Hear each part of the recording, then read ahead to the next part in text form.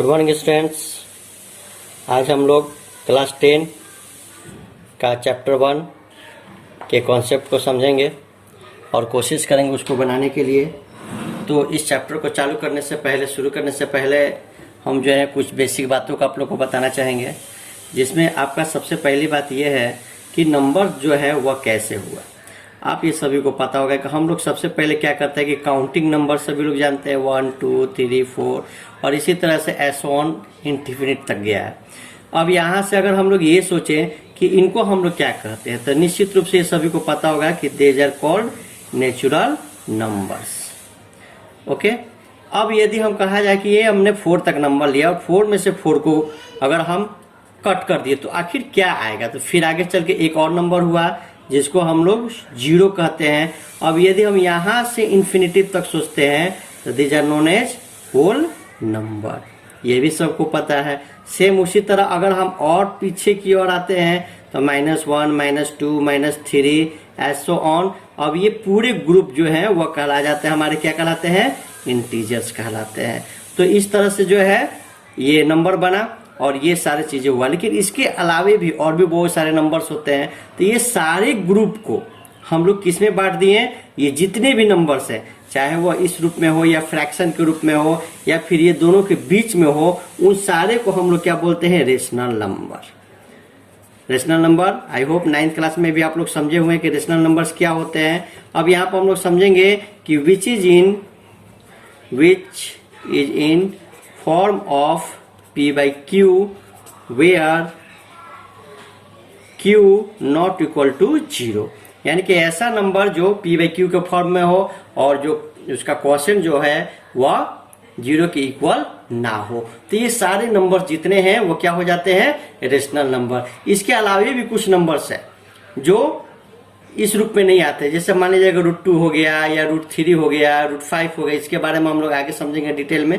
फिलहाल में हम आपको ये समझाना चाहते हैं कि रेशनल और इरेशनल क्या है। तो ये सारे नंबर्स जो है वो क्या हो जाते हैं, हमारे इरेशनल नंबर्स हो जाते हैं। और इन्हीं दोनों को अगर हम लोग मिला दे तो हमारा जो है एक रियल नंबर जो है वह बन जाता है। यानी कि इसके अलावे और कोई नंबर्स नहीं है, या तो फिर वो रेशनल नंबर है या फिर इरेशनल नंबर है। यानी कि जितने भी नंबर्स उन सभी का ग्रुप जो है वो रेशनल नंबर या इरेशनल नंबर में आता है। इस चैप्टर में हम लोग जो है मुख्य रूप से जो है यूक्लिड का डिवीजन,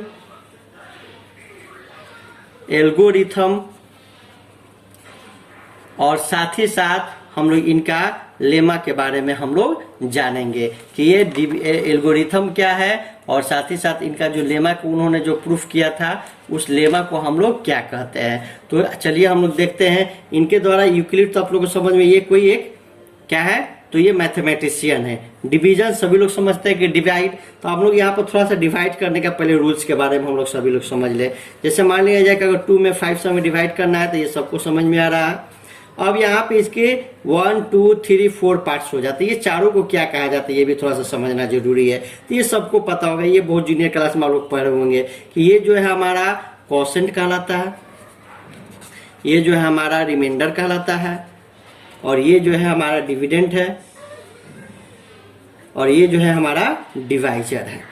तो ये सभी लोग समझते हैं। यहाँ पे इन्होंने एक रिलेशन दिया हुआ था जो आप लोगों को पता होगा कि अगर हम लोग लिखते हैं कि 5 = 2 × 2 + 1, तो ये दोनों इक्वल होता है। यानी कि अगर हम लोग बात करें तो dividend equal to divisor into quotient plus reminder.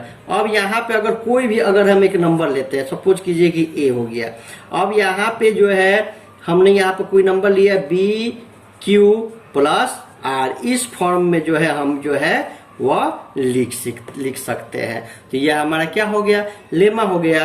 तो अब हम इसके प्रोसेस को, कोई भी मैथमेटिक्स का इस प्रोसेस का प्रयोग करके स्टेप बाय स्टेप जब हम सॉल्व करते हैं तो वो क्या हो जाता है, एल्गोरिथम हो जाता है। तो इस तरह से बहुत सारी चीजें हैं जो इस चैप्टर में इससे जुड़ा हुआ है। इसके कंसेप्ट को अच्छी तरह से समझना है। अब यहाँ पर कुछ और चीजें हम लोग समझेंगे, जिसमें सबसे पहली बात यह है कि अगर हम किसी भी संख्या से अगर हम डिवाइड करते हैं, फॉर एग्जांपल अगर हम 4 से डिवाइड करते हैं किसी भी संख्या में, मान लेते हैं 9 से हम डिवाइड करते हैं 2 8 1, यहाँ पर रिमाइंडर कितना आया 1। तो यहाँ पे एक चीज हमेशा याद रखना है कि अगर डिवाइजर 4 है तो रिमाइंडर निश्चित रूप से 1 2 3 ही आएगा। यानी कि अगर हम यहाँ पे 4 लेते हैं तब इसको इस रूप में लिख सकते हैं कि B Q plus 0, B Q plus 1, B Q plus 2, B Q plus 3, इसी रूप में कोई ना कोई जो है ये निश्चित रूप से जो हो आएगा अगर ए और बी कोई भी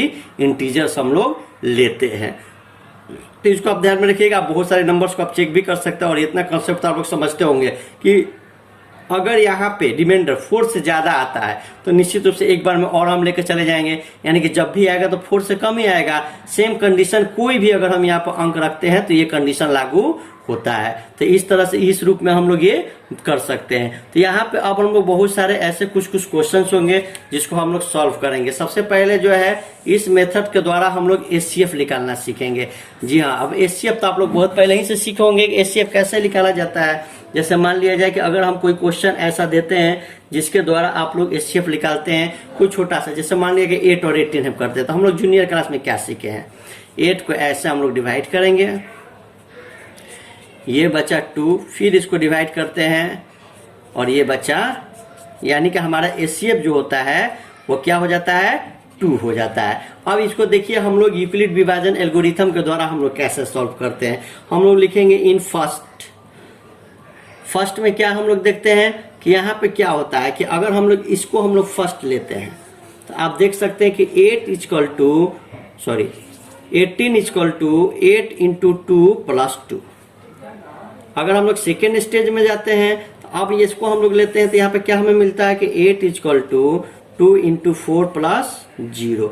अब यहाँ पे रिमाइंडर क्या आ गया हमारा 0 आ गया। तो जब जहाँ हमारा रिमाइंडर 0 हो जाता है वहाँ पे जो है हमारा जो डिवाइजर है वो क्या हो जाता है एचसीएफ हो जाता है। तो इस तरह से जो है इस मेथड के द्वारा हम लोग इस चैप्टर में सीखेंगे कि कैसे हम लोग एचसीएफ बनाते हैं। यहाँ पर हम लोग केस फर्स्ट, केस सेकेंड, या फिर अगर थर्ड स्टेप होता है तो थर्ड स्टेप में भी हम लोग जाते हैं। तो इस तरह से हम लोग जो है एचसीएफ निकालना सीख सकते हैं। तो फिलहाल में इस वीडियो में इतना ही, फिर और भी कुछ इस चैप्टर को कंसेप्ट क्लियर करना है, बाकी हम लोग इसको बाद में हम लोग देखेंगे। फिलहाल के लिए stay at home, be safety, thank you. Classes चला रहे हैं तो ये क्लासेस पढ़ने के बाद आप सभी को जरूरी है अपना कमेंट्स डालना। आपको अपना सब्जेक्ट पढ़ के और इसके बाद कमेंट्स में अवश्य लिखिए आइदर यू हैव अंडरस्टैंड और नॉट। इफ एनी क्वेरी उसमें आप मेंशन कीजिए और अदरवाइज उसमें लिखिए I understood, I have done my homework. और जो भी होमवर्क दिया जाता है उसको पक्का पूरा कीजिए।